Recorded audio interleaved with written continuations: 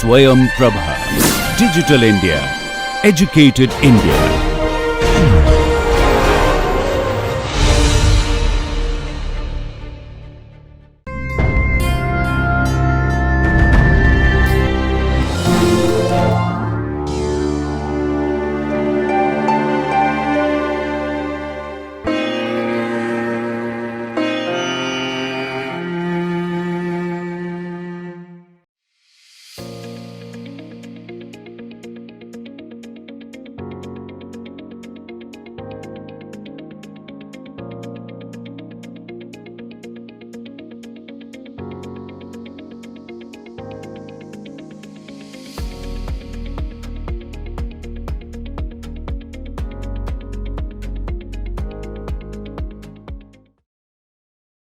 Welcome everyone. My name is Professor Gauravdhar Bhaumi from Agriculture and Food Engineering Department of IIT Kharagpur. So in today's lecture, we'll be discussing about the coastal aquaculture of this subject, advanced aquaculture technology. The concepts that I'll be covering are the coastal aquaculture and the mariculture and its definition, coastal aquaculture in India, the site selection criteria that involves with the coastal culture, advancement in coastal aquaculture, and what are the benefits of coastal aquaculture in general. So aquaculture types based on the salinity, as we discussed in the last lecture material also, that there are three types of it: freshwater, brackish water, and the mariculture. The basic difference between the mariculture and the coastal aquaculture is the salinity, right? So brackish water, in case of brackish water, the salinity level ranges in general between 15 to 30, but it can be as low as 5 to 10 ppt as well. Okay, there are instances where the brackish water has the ppt level of less than 10 ppt as well. Okay, mariculture is done mainly on the seawater, where average salinity is around 35 ppt. So in general, the coastal aquaculture, it's the farming practices which is done completely or partially on artificial structures in areas adjacent to the sea, like coastal ponds or the gated lagoons, etc. Whereas the mariculture, it can be the offshore ones. It can be the farming of marine organisms, either in the natural marine organism environment or in land or sea-based enclosures like pen culture and all. However, we are utilizing the actual seawater in this kind of culture practices, okay, like cages, ponds, and raceways. Like we call it tide fed farm. This kind of things we call it normally tide fed farms and all. So where normally we either we rely on the tide. The moment the high tide will happen, the water will come to the water will directly diverted to the ponds and these tide fed farms. And the tide fed farms, we have different specific type of design we have to do, and based on that and based on the sluice gate design and all, there are a lot of things involved with it. So maybe in this particular lecture series, it is not possible to cover all those things. Maybe in later I will come up with other subjects somewhere we'll be discussing on those particular things.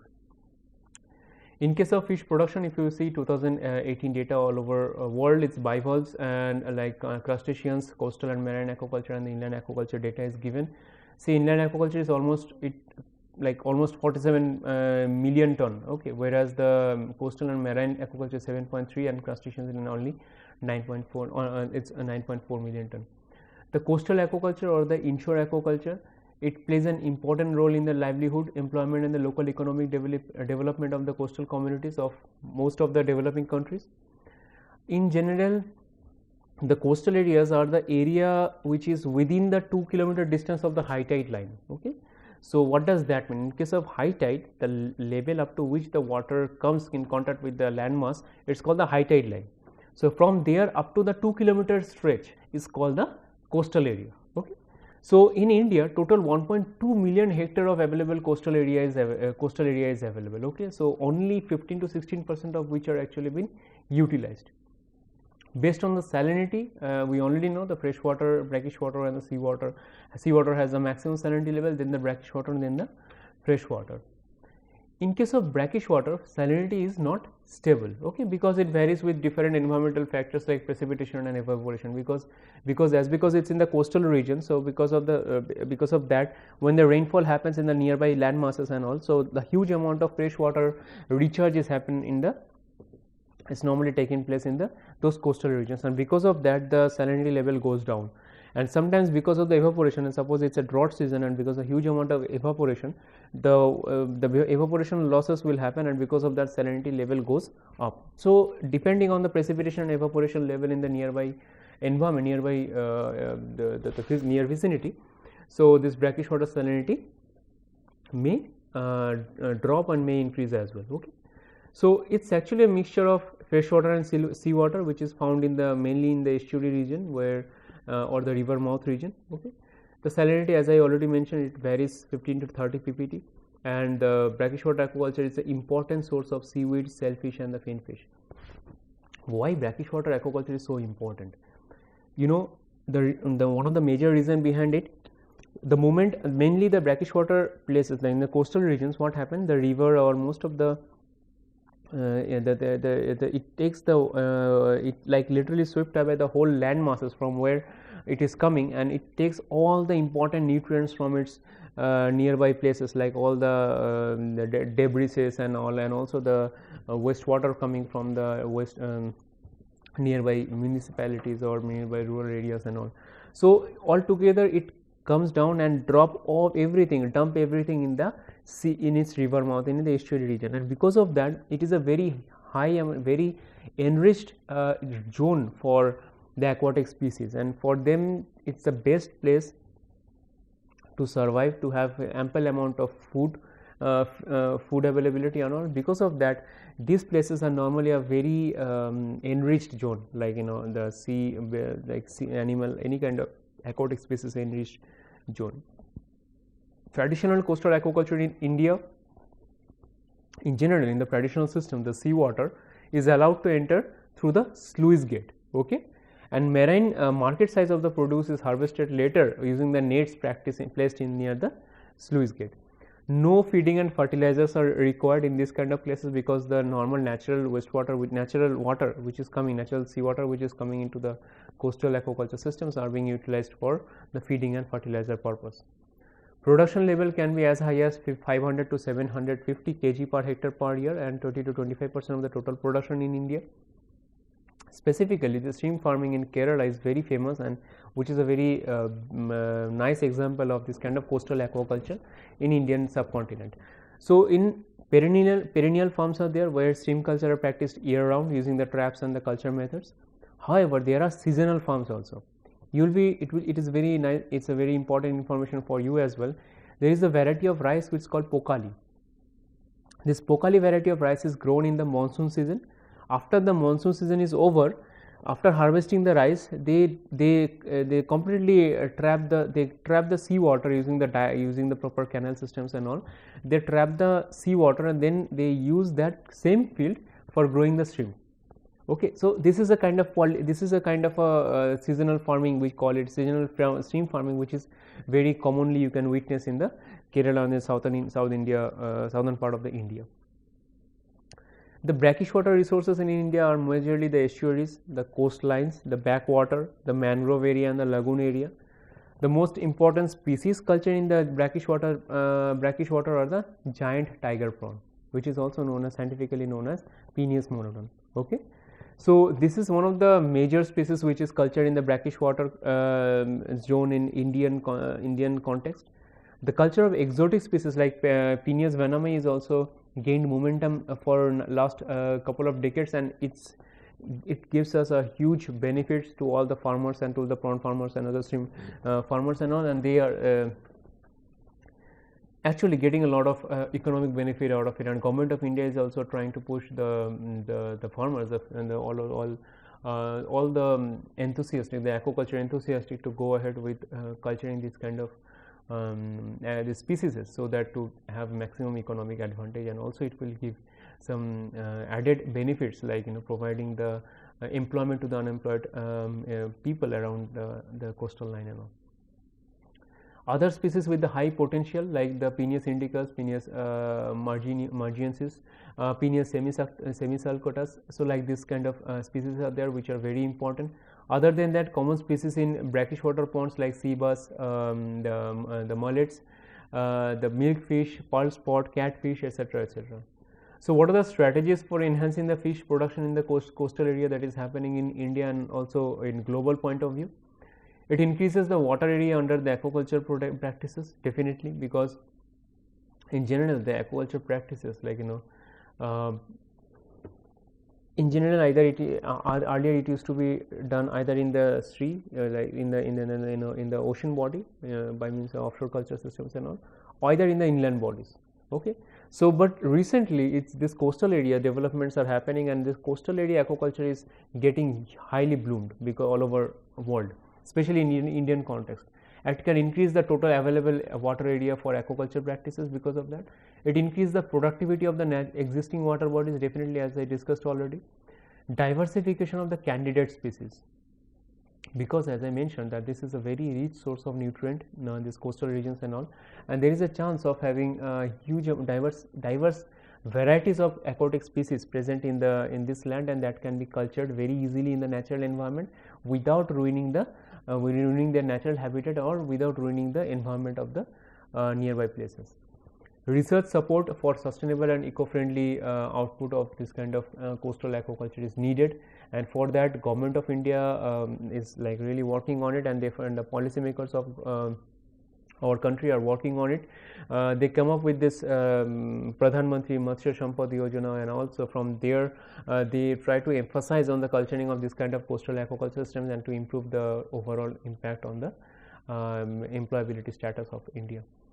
So techno-economically viable hatchery and the culture system design, which is very important, and that is how it comes. It lies on us, like how good of an engineer we are, how good of a technologist we are, how we can develop proper and viable farm practices in India, and which can be practiced in terms of economic and environmental benignness, sustainability and all. So that we have to worry, that we have to really think about. Fish health management and the disease diagnostic is another important issue that we need to worry. Well, you have to have a proper nutritionist. You have to go and suggest the consult with the nutritionist for providing proper feed, proper nutrition that is available for your fish. You can consult with the doctor or the veterinary doctors and all who are a specialist in fish health management and all of the fish health enthusiastic. You can talk to them and you can get an idea about the perfect optimum management practices that is needed for culturing this kind of species in the coastal areas and all. And the disease diagnostic is very important things nowadays. Even you will be really be happy to know that even nowadays in India, even people are working on it. Scientists in our department also working on it. So we are actually working on different kind of computer vision technologies and all, by which we can identify the diseases of different kind of fishes by by using the simple computer vision and all. So we do not have to by their behavioral analysis, by different body mass index and all, we are trying to identify the disease and all, even before they can be in a position to spread very rapidly. So that what happens in general, this rapid spread of diseases is like one of the major nuisance in aquaculture farm. So we are working on it. There are scientists working on all over the world who are trying to reduce this impact at its maximum way, and using all the advanced technology possible. And it is not actually something very costly process. Actually, it's actually in our mind it is there that it's a very costly affair and all that. But actually, if you really think about, if you really do the economic analysis, if you can reduce the possibility of disease in your farm and all by utilizing these simple practices, which is there already in the technologies are already available, it can drastically reduce the impact of risk management. It can drastically reduce the impact of any kind of calamities and all. Okay, so that is what we want to target, and that is what in this particular course I want you guys to understand and to realize the power of advancement in the technology in this aquaculture sector, and how we can utilize it in aquaculture sectors for the development of aquaculture community in India, in Indian context specifically. Other than that, the fish genetics and the selective breeding is it's very good, and we need to practice this kind of things to have the maximum benefit with the maximum body mass index and maximum economic and sustainable environmental approach as well. The utilization of the inland saline soils for aquaculture. This inland saline soils are actually being utilized. We can utilize those inland saline soils also for aquaculture practices by using these specific farm practices. The site selection for stream farm in general, if you want to go ahead with the farming of streams and all, the mangroves, farmland, the salt marshes, the other environmentally sensitive areas should not be used for the stream farming, okay? Because see, like you are not going to disrupt something which is already naturally enriched with the with its biodiversities and all. You do not, it's not a sustainable approach to go ahead and disturb the already existing biodiversity. And go ahead with the land, go ahead with the places which are already being utilized for agriculture purpose, or maybe seasonally utilized for the agriculture or any other purposes, and you can utilize those land, you can utilize those land. If you want to go ahead with the perennial farming and all, you go ahead with the lands which are already demolished and somehow utilized by the anthropogenic activity. Use those land, there are a lot of lands available. Don't go ahead with the don't disturb the actual existing natural habitats and the natural enriched biodiversity, the biodiversity areas and all, okay? So distance from the stream farms from the source of drinking water should be at least 100 meter because of the chances of wastewater inclusion in the drinking water sources. Village with the population less than 500, it should be 100 meter. If it's the village with the population of more than 500, it has to be around 300 meter away from the drinking water source and all. Heritage areas in the city, it has to be at least 2 kilometer away from the those kind of heritage areas. Should be like stream farm should not be near to those heritage areas and all, because of different environmental impacts and all, okay? Stream farms should not cross the natural drainage canals, definitely not, because it will, if somehow it got leakage because of the seepage, and it will get into the contact with the natural drainage line and all, it will, either way it's like very harmful, because first of all it can cause the increment in the production of, increment in the treatment of the water quality, wastewater that you are targeting to clean, and also it can, there is a possibility of inclusion of drainage water also in the farming land, and which will definitely destroy the water quality and which will cause harm to your farmland and farming culture spaces and all. Plenty of space should be given between the fields, that is obviously that is needed for like any kind of farming practices. Improper site selection, improper planning and layout design can lead to the environmental issues. What is the major environmental issues? First of all, the salting of agricultural land. As I mentioned, for stream culture we normally go for this, like this kind of stream farms and all, we go ahead with the sea water and all the brackish waters, okay? They have a high salinity level. If you use those things and if you somehow get a discharge, if you discharge those water that is already utilized to the normal aquaculture for the irrigation purpose and all, what will happen? It will lead to the salting of the agricultural land. In a very small portion, small quantity it is helpful, but in a higher quantity it will completely demolish the productivity of the soil, okay? Drinking water contamination, as I mentioned, it can go and leach up to the groundwater. It can contaminate the drinking water because of the higher salt concentration. It is not acceptable, because in the sea water there are different kind of unwanted salt particles are there, which are really harmful even in our human consumptions, even if it's like a small quantity. Destruction of the ecologically sensitive regions like mangroves and all, definitely we don't want to go for it. Like as I already mentioned, it's just no, it's a kind of criminal if you go. It's a crime if you go for this kind of disruption of the naturally enriched ecosystem for the production of for the development of your farm and all, okay? The level of intensification and the lack of awareness of management practices can lead to the spread of disease. It can lead to the severe economic losses, as I already discussed. Definitely, if you do not have a proper management, if you do not know the exact science behind it, and you just go ahead with let's go have some design, let's go produce some streams and all, without knowing something, you just buy those seeds and you start growing in your pond, and also it will definitely lead you nothing, okay? Everything has to have some management, proper management has to be there. And if you don't have proper management, if you don't have proper expertise available with it, just consult with us, consult with the person who are involved with this kind of research, who has better idea about like what to do and what to not.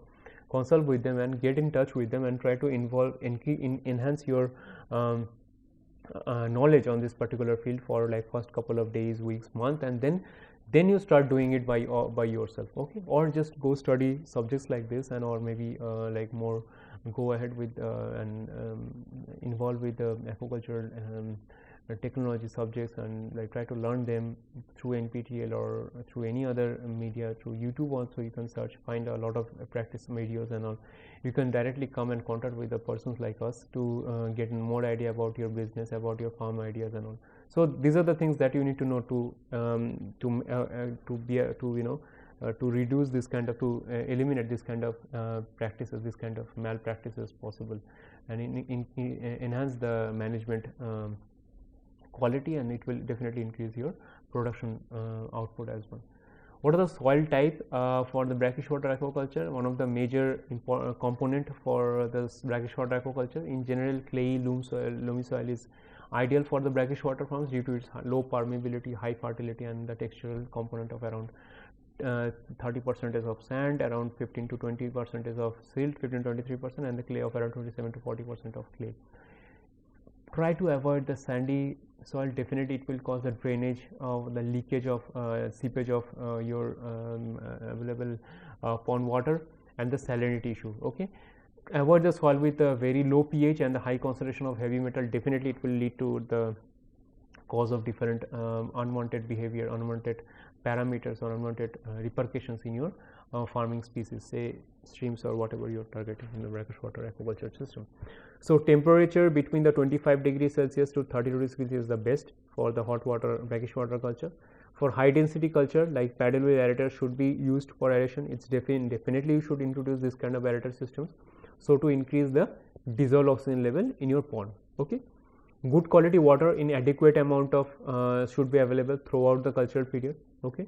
Good transportation and the marketing facilities has to be there, so you can develop all by yourselves, or you can develop your farm in a way, in a place where you have this available like, you know, the proper transportation facilities are available, or marketing facilities are available. You have to take a good care about that. All species of brackish water aquaculture feed on benthic algae, so you have to use the manure to increase this benthic algae production, okay? That's one of the very important thing that you need to really worry about, like the production of the benthic algae population. You need to increase the population of benthic algae by introducing different kind of fertilizers, different kind of biomanures and all, so to enhance the benthic algae, which will definitely be helpful for in a long run for your brackish water aquaculture species, you know. What are the advances of coastal aquaculture systems? Like, you know, in case of traditional culture methods are like polyculture of shrimp and fish, or by rotation with rice. Remember I discussed, like, you know, in case of Kerala they have this they use this method. Natural seeds and the food source like the seawater is used. Production capacity of around 500 to 750 kg per hectare per year, which is 30% of shrimp or prawn and 70% of the brackish water fish is possible. In case of extensive, better version of the traditional systems, food sources enhanced by fertilizer or manure application, semi-intensive, stock density, which the natural environment can sustain without additional input, depends on the supply of shrimp post larva, and more human interventions compared to the extensive pond. We already know these culture systems. What will happen in case of intensive grow out coastal aquaculture systems? It uses the clean seawater or the wastewater.